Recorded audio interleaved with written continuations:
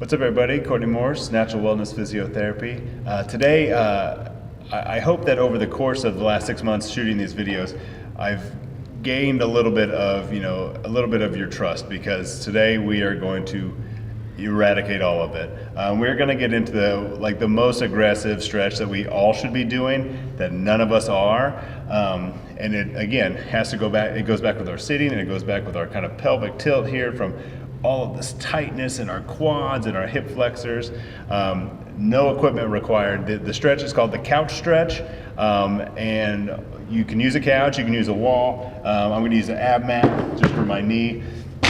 And what we're really looking into is trying to get into the upper part of this rectus femoris, this part of our thigh that just gets super tight with all this sitting. So what I'm going to try to do initially is get my knee as close to the wall as possible, and then I want to have my shin and my ankle going straight up the wall.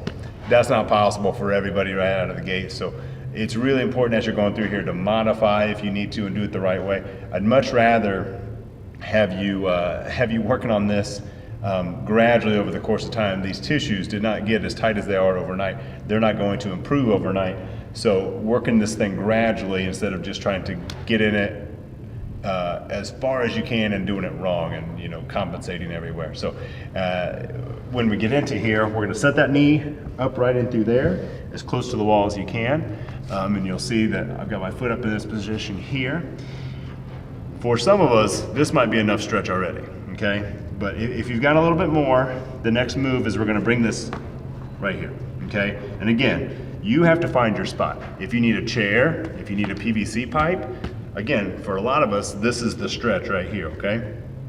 And I would much rather have you hang out here, squeeze your butt, move that the head of your femur into the front of that hip capsule, hang out here for a little bit, and we're talking about sometimes the tendinous part of the muscle. That's a lot of connective tissue that's a little bit more gristly. It's not just muscle that you can stretch in 30 seconds, right? So you're gonna have to hold the stretch a little bit longer. And we're talking, maybe a minute or two, okay? If you can progress up from here, the goal is to be here. Again, the point is I don't wanna be hyperextended at my back just to make it look like I'm really tall and really flexible, right? So again, find your position in there, hang out, assume the position, get comfortable in there, probably a couple of minutes, right? And that's gonna feel like a really long time. Then check the other side. There may be asymmetries. You might have one side that's really good, one side that's not as good. Spend a little bit more time, maybe an extra minute or two on the junkier side. But I guarantee after you get done with this stretch, you're gonna feel like an inch and a half taller after we start breaking open some of these hip cracklings in there.